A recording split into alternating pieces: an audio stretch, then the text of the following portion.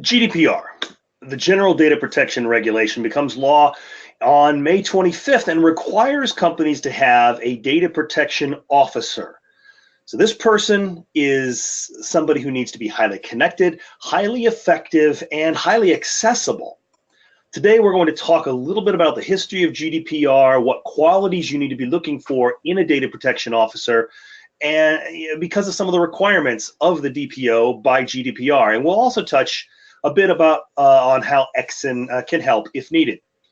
My name is Quinn Shamblin.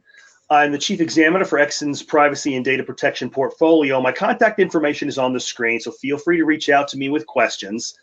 Now, you'll note nowhere on this slide does it say attorney. I am not a lawyer. I've dealt with the law and with regulatory interpretation and compliance for much of my career, but there are 99 articles in GDPR. You're going to need your own attorney to help interpret how those articles apply to your business, your unique situation. But what I can do is help you understand some of the questions that you need to be asking.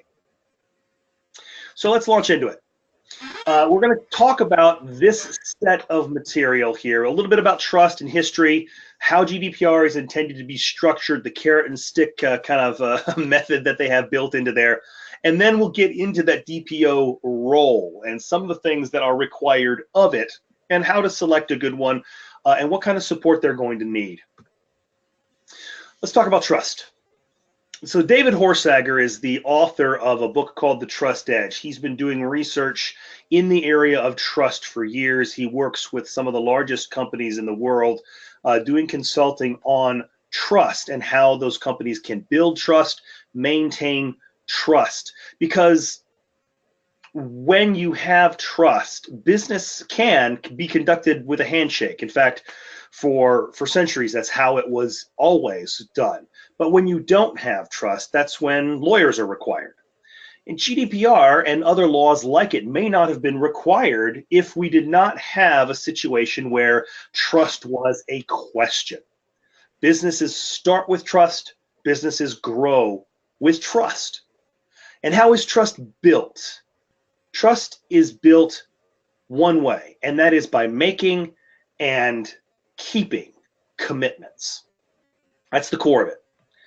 And that's what GDPR is trying to help us move toward, believe it or not. Let's talk about a flip side of trust. In 2016, Uber had a data breach.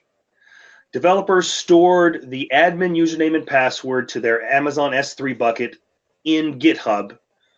Security researchers / hackers found that admin password and were able to log into the Amazon S3 bucket that belonged to Uber.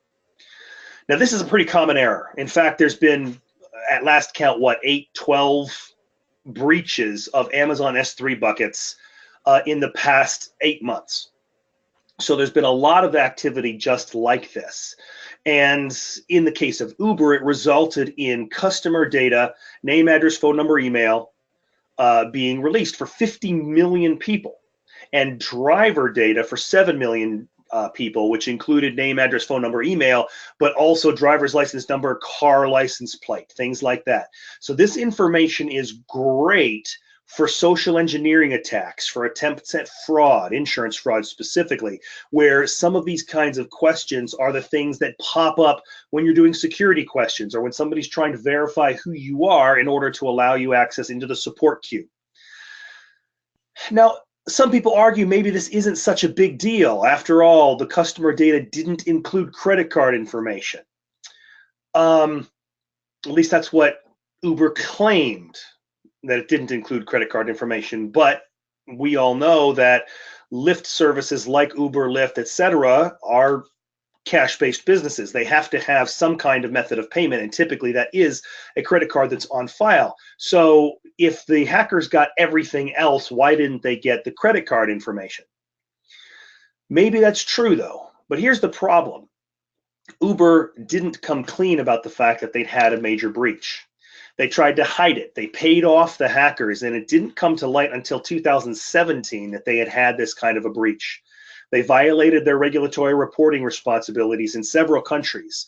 And yet they claim that customer data did not include credit card information. And the question that comes up to many people's minds, including very specifically anybody who's in security, is if a company has proven themselves to be unethical in the fact that they're not living up to their reporting requirements, do we trust them when they state that, you know, this particular kind of data, which would have gotten them even in more hot water, wasn't included? It's an open question that people have, and it's that lack of trust that causes impacts to businesses. I know many people who refuse to work with Uber because of that particular issue. Now, they're doing very well. You know, not saying it's going to, you know, destroy them or anything, but it is something that's hampering their growth. And for some companies, it has absolutely meant the demise of that particular company. So trust is crucially important. One moment.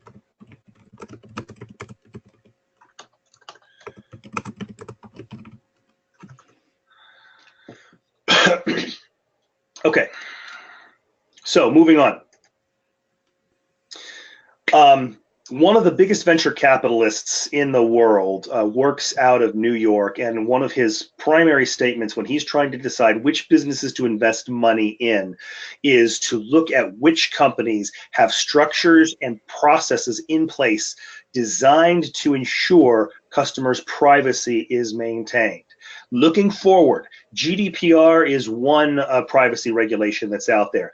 In the United States, New York State is moving forward with something that's very similar. We're seeing things coming out of South America, out of China, out of many parts of the world that are moving forward this agenda of cybersecurity and privacy, sometimes one greater than the other, but the whole world is moving in this direction of having greater privacy, greater security, because they understand the power of aggregating all this information like we have been allowing to happen.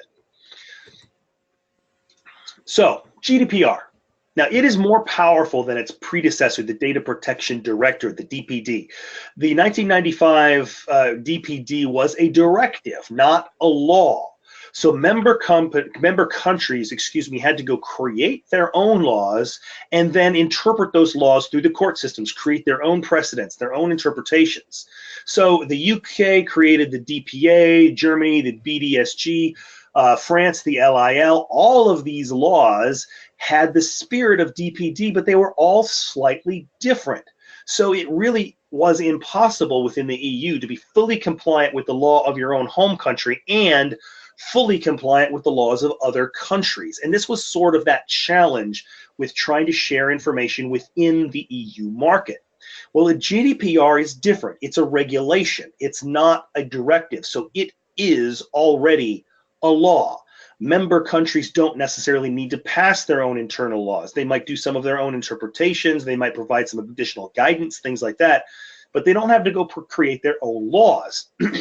And also, any court interpretations and precedents should apply system-wide. So the general understanding of how this law should be applied should grow over time and apply to everyone.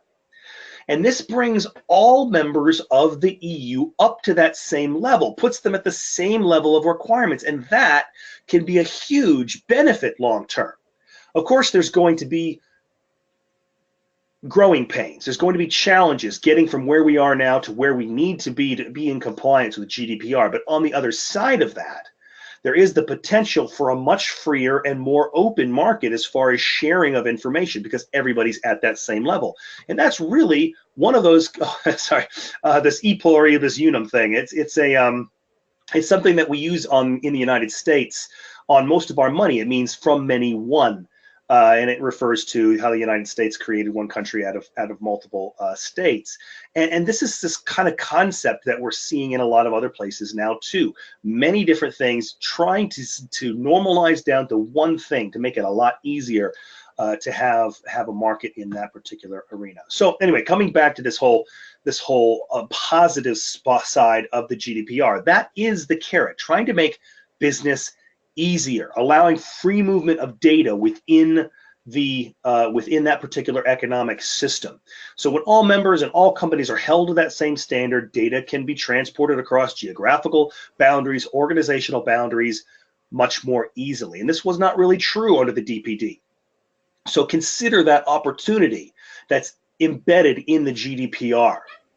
But GDPR also helps us with that trust conversation that I was speaking of a moment ago.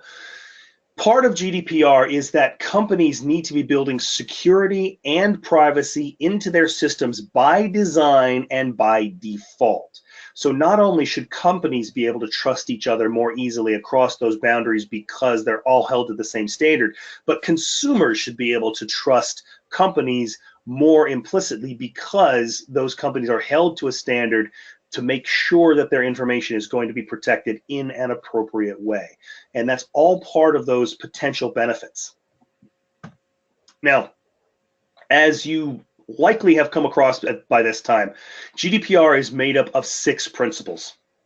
First one is lawfulness, fairness, and transparency. You need to tell your subjects what you're going to be doing with the data you are collecting. And fairness, you need to do what you say you will do and no more. And it needs to be in compliance with the tests described in GDPR. If you look at Article 5, Clause 1, it lists a number of tests of what you're permitted to do with that data.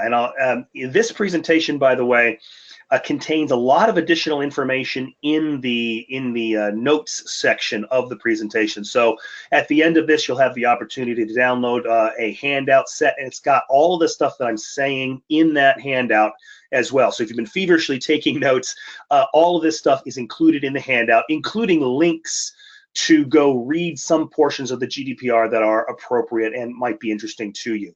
So all of that will be included. Next one is purpose limitations. Now, data can only be used for specific, explicit, and legitimate purposes, and that is a quote from Article 5, Clause 1, specified, explicit, and legitimate purposes. Purposes that the subject has been made aware of, and no further purposes without further consent. Consent is a big part of GDPR. So this is going to impact all of those companies who say things like, here are our policies, and we can change our policies at any time without notice. That's a very common thing that you see on web pages these days. Well, that whole without notice thing is going to become a problem now. As companies decide they need to make policy changes, they're going to have some kind of splash screen that says, this is our policy change. In order to continue to use our services, you must agree to this policy change. People can decide yes or no, and be given the option of removing their data from the system if they decide that policy has gone too far. That needs to be built into our processes as we move forward under GDPR. Next one, data minimization. Only collect the data you need for the specific purposes that you have had agreement from your data subjects about. Don't just sweep in everything because you're responsible for maintaining the accuracy of everything. Speaking of accuracy, data must be kept accurate and, where necessary, kept up to date. Again, Article 5. So you need to be building rectification processes into your data management. Many companies, because they grow up over time, they create systems that are designed to meet the specific needs of the day. They may have data all over the place in spreadsheets and databases all over the company. A company rarely knows every location that a particular piece of information about a particular data subject or person is. And if they don't know where it is, how can they keep it up to date, or how can they remove it in the case of the right to be forgotten? And that's that storage limitation pieces. When data is no longer needed, when a person is no longer subscribing to your service or purchasing from you, and you no longer have a regulatory responsibility to keep that information for tax purposes, you need to get rid of that data. So your systems need to be designed in such a way that you can remove all information about a person when it's no longer necessary, or in this right to be forgotten question, which is also part of GDPR. And then we have this integrity and confidentiality element of it. It needs to be handled, and again, this is a quote straight from GDPR, in a manner ensuring appropriate security of personal data, including protection against unlawful processing, accidental loss, destruction, or damage. So we don't want people's information getting out or being destroyed or modified without proper authorization. That's all part of GDPR.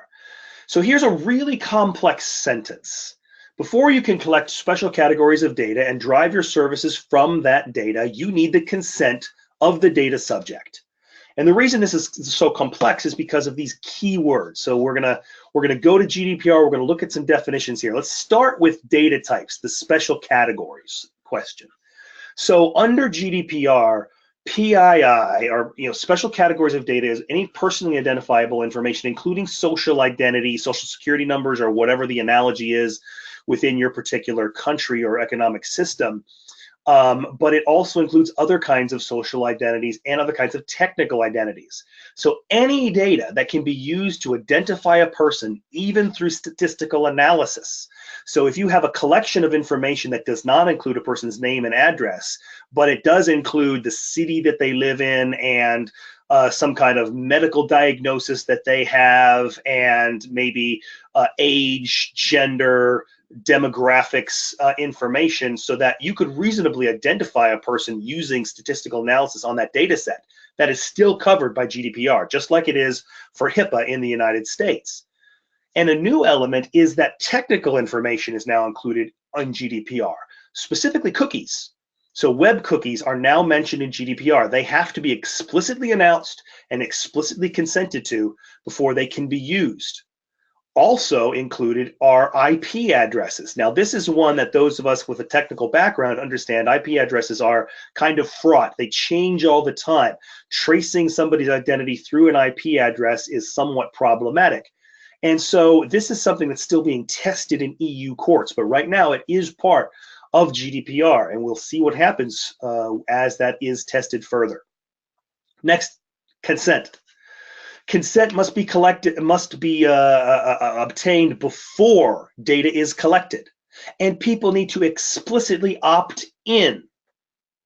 Gone are the days when they had to do something complex in order to opt out. Before you start collecting data, you need to say, we're going to collect this data for this purpose. Do you agree, yes or no? If they say no, fine. Move them on to a different service, point them to Google, whatever you need to do. But don't start collecting data until you get that consent. And the definition of consent is pretty important. It must be freely given, specific, informed, and unambiguous indication of consent by clear affirmative action. So again, quote straight from the law, clear affirmative action means that they need to take an action. You can't just say, coming into our website, you agree. They need to click on something. They need to have some kind of record that says, yes, this person did a thing explicitly.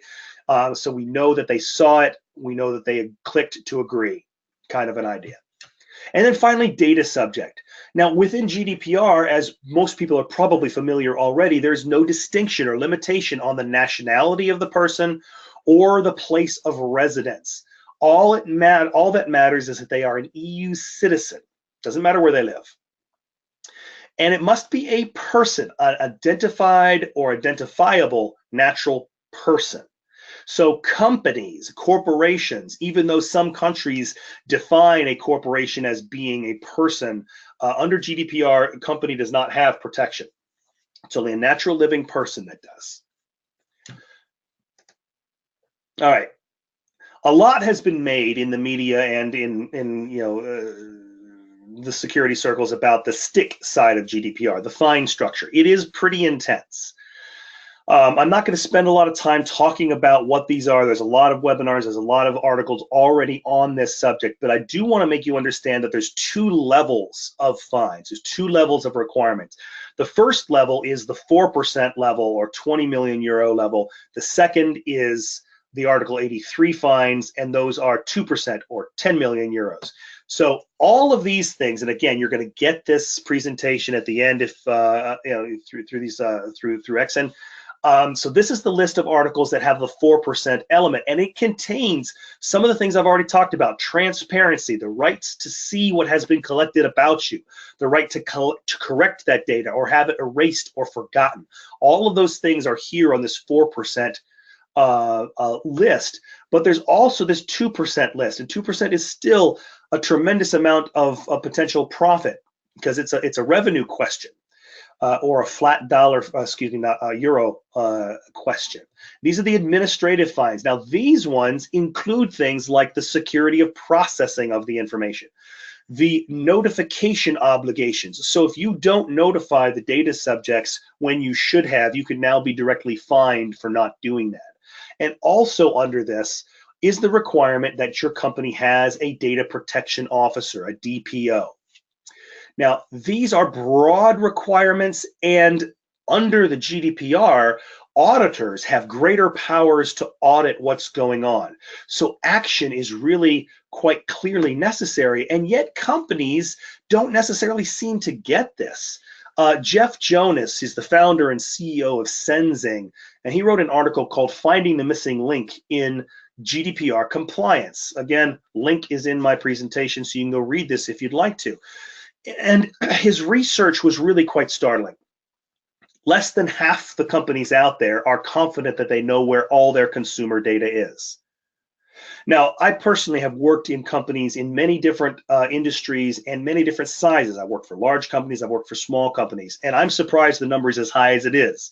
I think there might be some pre-verification there that I'd be surprised if 40%, 47% actually really do know where all that data is, because in many cases, individual employees will download data, they will modify it to try to make some reports, and they just leave it on their systems, and they don't necessarily clean it up like they should. So knowing where all that data is a really challenging question, and that's what Sensing does, and that's why Jeff Jonas wrote this article, because they help organizations find all this data. But the point is that less than half companies know where all the data is, and 12% of companies were explicitly stated that they don't know where all the data is, and everybody in the middle was like, meh, maybe, kind of an idea. And even though they don't know where all this data is, and they well, even though they don't know where all the data is, many of them still feel like they don't think there will be any financial impact, that the fines won't be changing the equation or changing the conversation. 15% say that they don't know whether the financial fines will have any impact on them, and that's a deeply concerning statement. Companies should understand that this has a potential significant impact globally. It doesn't matter whether your company actually does business within the borders of the EU. If you have EU citizens, it's still going to try to apply to you and your company. So companies need to be understanding that and be planning for these things so they don't get caught out at the end. And the fact that 30% of them think that they won't have any impact at all is a really concerning statement, quite frankly. So I hope I've helped you understand that GDPR is complex. It needs special attention. It's a big deal, and we need to be working on it. And the GDPR itself recognizes that fact. GDPR says, yeah, this is a big deal, and you're going to need help. And so GDPR creates this concept of a data protection officer, and there's some pretty stark requirements around what the DPO is required to do and the authorities that they are required to have. Not having a DPO falls under this administrative penalties section and can cost up to 2% of revenue or 10 million euro, whichever is higher. So we're going to look at this one in a little bit more details. What are the responsibilities of a DPO, and what kind of person should you be looking for to fill that kind of role?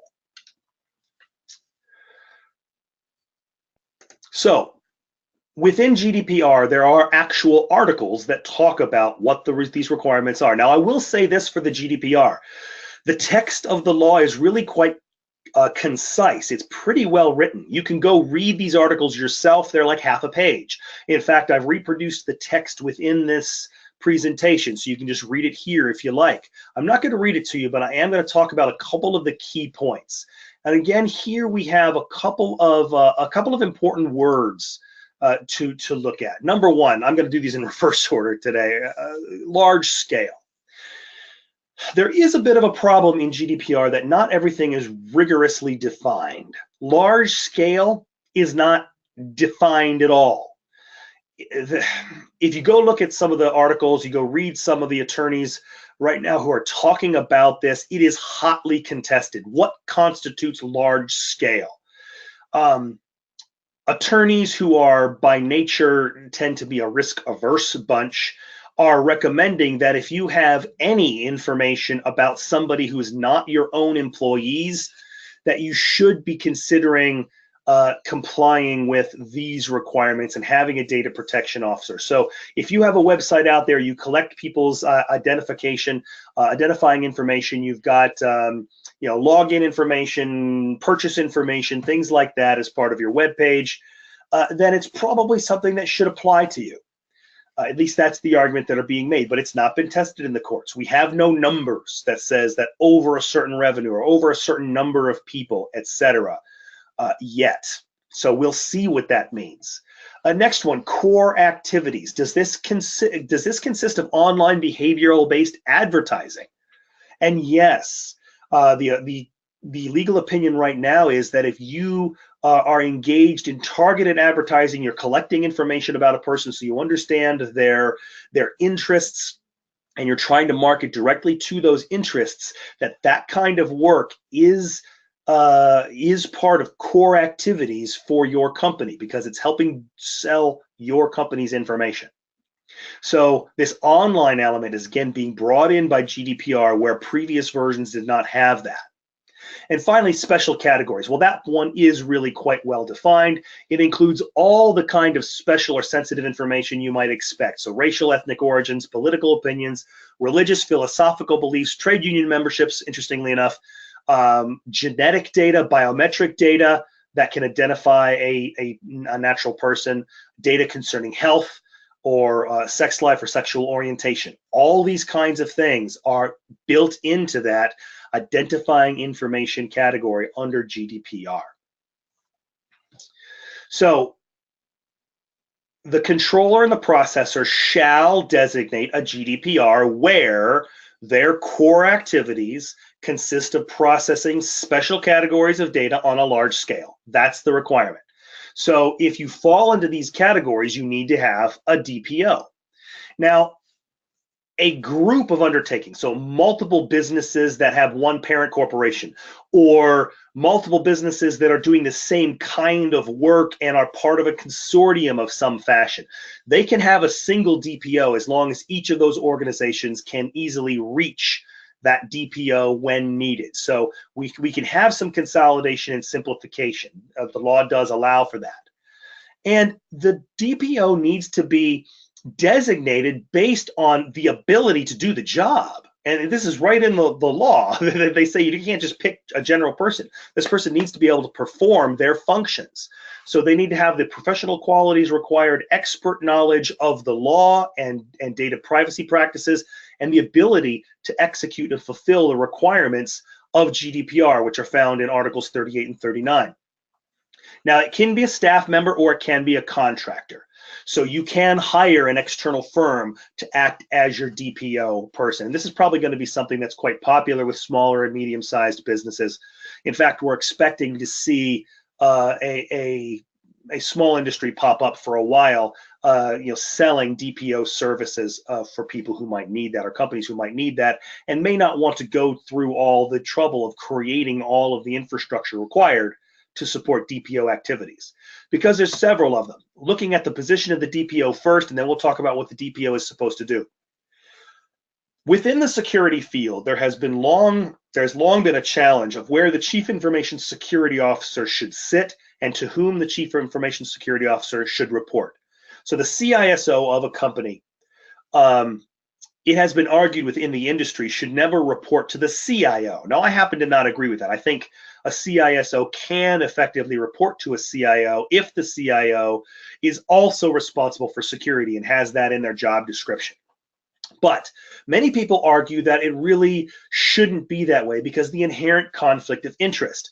A CIO's job is to make sure that the business can move forward quickly, as fast as possible in order to achieve business goals, and a security officer's job is to make sure that the business does not move so quickly that they leave security, compliance, regulation, and other kinds of elements off to the side. So there's this inherent difference in the expectations surrounding speed. And that's where the conflict often comes into play. So many people argue that a security officer should report up through the regulatory compliance arm, the legal arm, or better to the CEO or the board itself, so that security has the appropriate visibility to be able to make those recommendations and requirements that are needed. But that is not yet generally agreed across the world, and many CIOs still report multiple layers down and don't have that visibility that the industry thinks that they should. Well, GDPR saw that issue and said, no, we're not going to have that problem. GDPR requires that the Data Protection Officer report directly to the highest management level of the company. So the CEO, the president, or the board. That's who the DPO reports to. None of this being buried multiple layers down question. And it requires that organizations support the DPO by providing the resources necessary. Again, this is quote directly out of the law. Providing the resources necessary to carry out the required tasks and to maintain his or her expert knowledge. You've got to train them. You've got to train the DPO. You've got to train the DPO staff in order to be able to do their job effectively.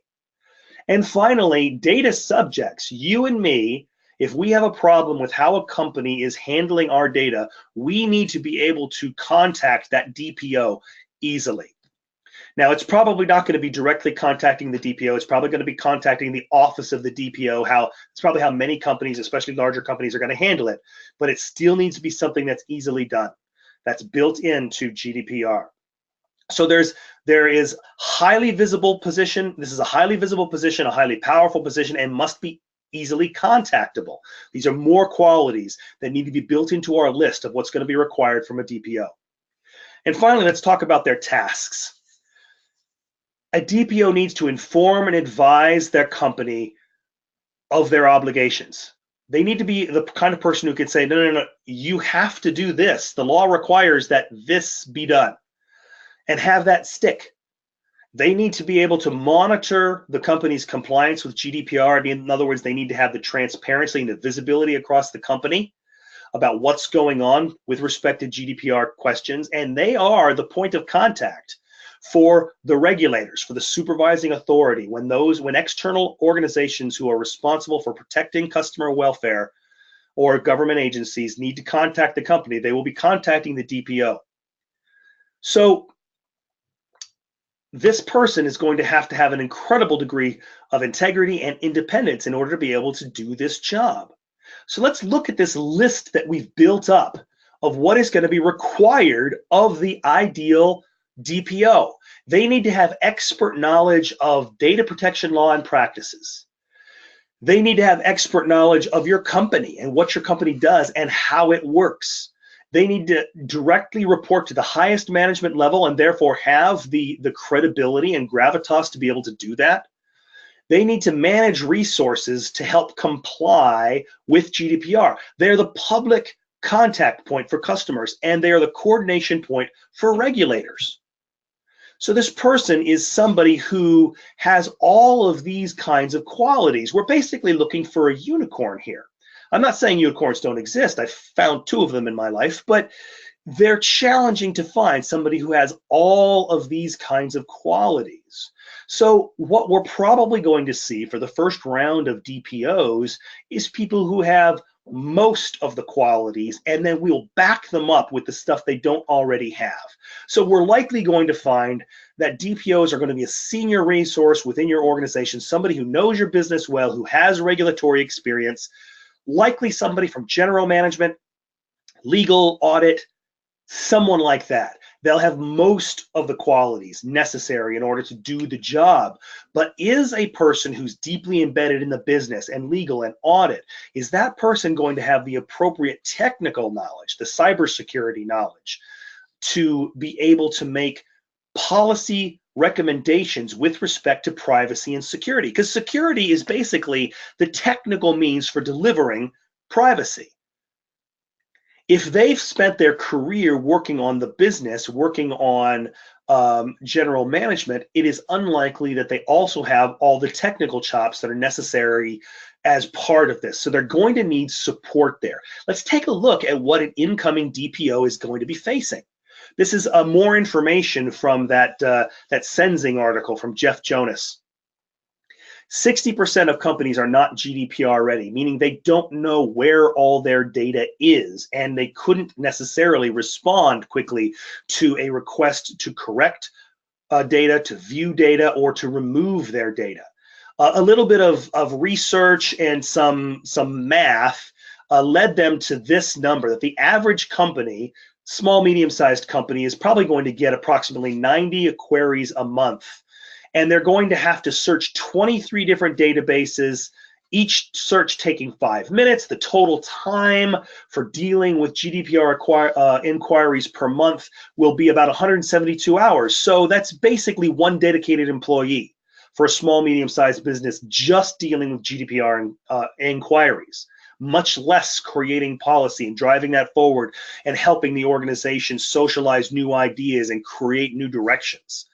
So you're going to have at least one operational GDPR person plus the DPO in order to deal with issues like this for small companies. Larger companies, companies with over 250 employees, could be expecting to get maybe up to 250 GDPR inquiries a month, which might mean up to 7.5, 8 employees dedicated just to GDPR inquiries, unless companies can get much better about being able to locate and to locate and connect all of that data for a given data subject than they are right now. And more than one, sorry, moving that off to the side. So in order to support that, 39% of companies are planning a serious overhaul of their IT and consumer data systems moving into the future so that they can be able to handle this more efficiently. On top of that, Tenable put out an article called The 13 Essential Steps to Meeting the Security Challenges of the New GDPR. And here's the list of that 13, and some of these are specific about finding where that data is. This is that IT element. Where is my data? How can I find it when asked? How can I update it? How can I delete it? And more than that, there's a whole series here that have to do with cybersecurity issues. So you can see that the DPO is going to have a tremendous amount of technical burden on them as well. Input into strategic direction for IT, input into strategic direction for cybersecurity capabilities, and there's going to have to be a lot of cross communication there if they're not the same person. It may be that in many companies the DPO is a new role that's applied to the Chief Information Security Officer, the CISO. That might happen, in which case you may get some of this naturally. But where that doesn't happen, we as supporting staff members are going to have to help that DPO do that job more effectively, provide them with quality input to allow them to make those strategic decisions and create those plans and directions that the company is going to need to follow as we start moving down a GDPR path. And this is where EXIN can hop in and help. So DPOs are going to need some fresh skills, and so are their supporting staff members. And if you ensure that your DPO and people supporting your DPO are certified in privacy and data protection, that's a great step forward in the credibility that your company has when dealing with all of the groups that the DPO is going to need to work with. The board, regulators, auditors, media, customers, the public, all of these people are going to be talking to the DPO. And if the DPO can say, yes, I and all of my staff are certified in privacy and data protection, that's a good step forward. EXIN has a program for that. It's a multi-layer program. You start at the foundation. You're demonstrating certain knowledge and basic principles. And you build up from that into a specialist role where you have to not only have that core level of understanding and knowledge, but also complete practical assignments to demonstrate mastery of the subject matter. And after that, you can move up into the Certified Data Protection Officer role. And with us today here, we have Simone from EXIN who can help talk about these kinds of things, and I am also available to answer questions. That wraps up our presentation. Our contact information is on the screen. If you'd like to talk about the certification processes themselves, Simone is the right person for that. If you'd like to talk about GDPR or some of this stuff that I've been talking about throughout the course of this presentation, my contact information is on the screen.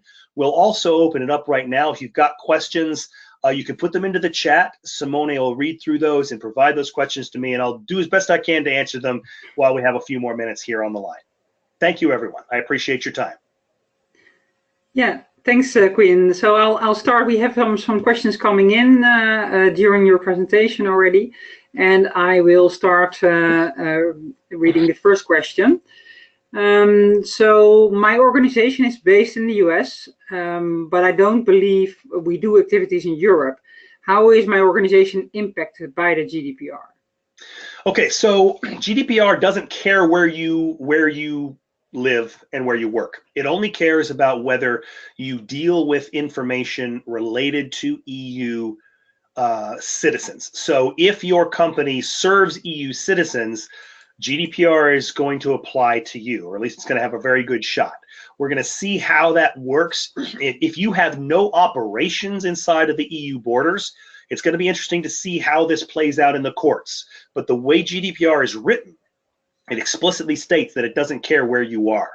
So if you happen to have an employee working for you who is a German citizen but living in Brazil, you still have information about that German citizen. Therefore, GDPR applies to you. If you have customers, if you're a web-based business and you have customers from anywhere and everywhere, we don't know where they come from, but we certainly serve the EU market. We're willing to ship our product there, or if it's an electronic thing, they can download it from anywhere. Again, GDPR applies to you. You have, as your customer base or your employee base, citizens of the EU. So it still applies. So you do need to make sure your attorneys have been looking at this and figuring out the level of risk that is associated with your particular operations and are making recommendations to your board about how to handle this particular topic.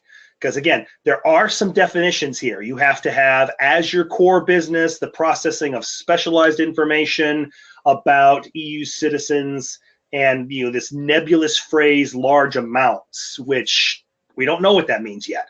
So some companies may legitimately take a wait and see attitude, but many attorneys are saying that's not recommended because the penalties are pretty severe.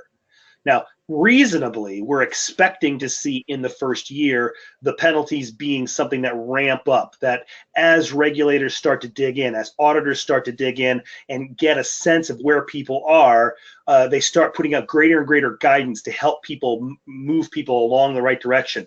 But we can also expect a couple of examples to be made, and nobody wants to be that example. Okay, thank you. Another question around, are non-profit organizations obliged to also allow and follow the GDPR? That's a piece I don't have a good handle on. I don't recall reading any exceptions for nonprofits. So again, talk to your attorneys about that, confirm that. If you were to ask me to make a gut call, I'd say that it's probably going to still apply, but the law is not a gut call thing. I read the GDPR, but I don't recall specifically the nonprofit question. So double check that. Okay. It seems like, thank you for that. And then the next question is, it seems like the most proactive approach is the adoption of a DPO role. Will the existence of this role being within an organization be monitored? Not monitored as in, well, I don't know what you mean by monitored. It will be a subject of audit. So when your company comes under audit by some regulator that's associated with the EU, that will be a question that they look into. They will, hopefully by that time, they'll have greater information around this definition of who is required to have one. And they could then compare what your company's demographics are to those requirements and say, okay, you needed to have one, you don't have one. It is, as I pointed out in Article 83, it is a requirement that if you fall into the category, you must have one. So it is an auditable point. But we have this question about how that definition is going to roll out. So yes, from the perspective of being conservative and making sure that you don't expose yourself unreasonably to liability, it's probably a good idea to have one if you think you might fall into that category. Okay, thank you. And next question is how to measure the amount of data large scale that would make it necessary to have a DPO. I think that's really, okay. That's that's one of those things that hopefully I've made that point, is that we don't have any legal precedent on that yet. Well, I'm sorry. Within GDPR, we don't have any legal precedent. We have some precedents outside of GDPR. So for example, in the United States, 500 records is considered the threshold for HIPAA. And that is, so HIPAA is the Health Insurance Portability and Accountability Act of 1996 for the United States. And it does some similar things to GDPR for health insurance of citizens of the United States. And for that one, the law has evolved to say, more than 500 records, we expect you to be compliant with HIPAA. And there are similar kinds of precedents for other kinds of laws across the world. So we're probably going to find some number eventually boiling to the surface to say this is the number that means large. Right now, all we have to go on is the precedents of these other laws. So if you have 10 records, I doubt the regulators are gonna slap you for that. If you have 1,000 or 100,000, I think they're going to start becoming much more interested.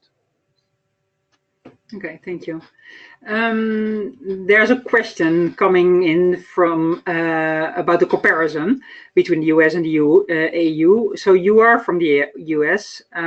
Is the legislation of the US drifting apart with the GDPR, or are they getting closer to each other? So Europe has always been much further along the path of personal rights and privacies than the United States. We tend to, and you know, it's a criticism of the United States. We tend to put the rights of companies above the rights of individuals, which is a bit of a challenge. We have some in the United States. We have some laws that are moving more strongly that direction, but they're not at the federal level yet. States are doing a much better job of starting to get closer and closer to EU level privacy protection, specifically New York and Massachusetts. They're pretty good right now. They're still not quite up to GDPR levels, but they're getting there, and they're certainly going down that path.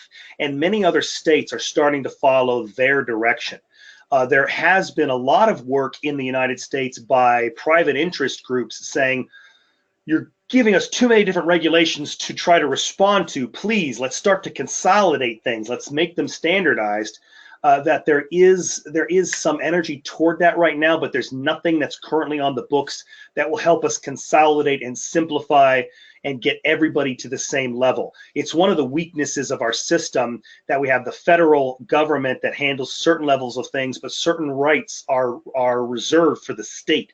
So the state is allowed to make laws at a certain level, the federal government is allowed to make laws at a certain level, and they don't necessarily work well together sometimes. Sometimes it takes a lot of work by the states to build up to a level, and then the federal government will say, okay, enough states are at this level, let's make one overarching law that takes care of everybody, and we're not there yet. So GDPR is definitely leading the way. And the United States has some catch up to do, as does the rest of the world. There's some countries who are tracking GDPR pretty well and are starting to get similar levels of protections on the books.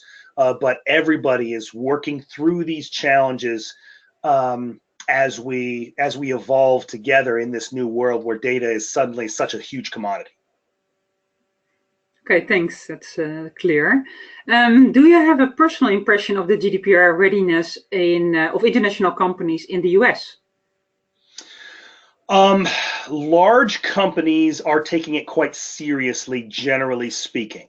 They understand the implications. They're driven by a bottom line. They're beholden to stakeholders. They need to make sure that they don't have a 4% loss to their revenue next year. So larger companies are tending to take it quite seriously.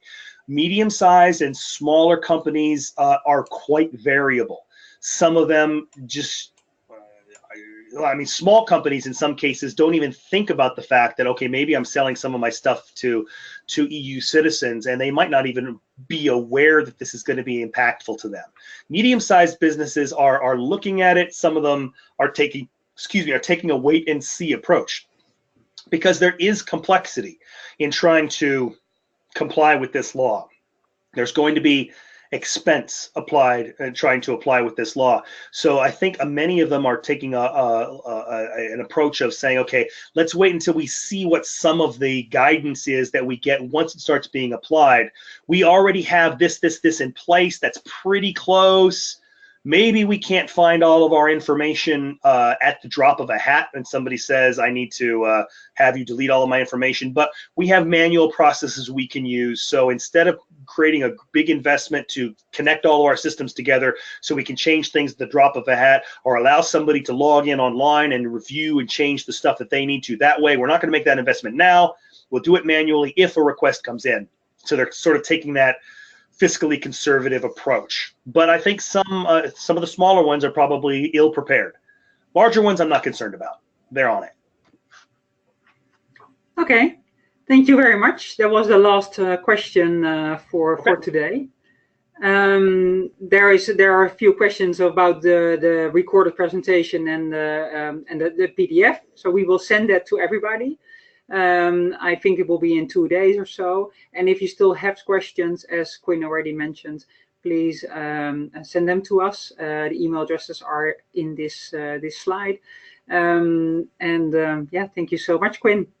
Absolutely. Thank you, everybody. Appreciate your time and attention. You all have a great week. Thank you so much.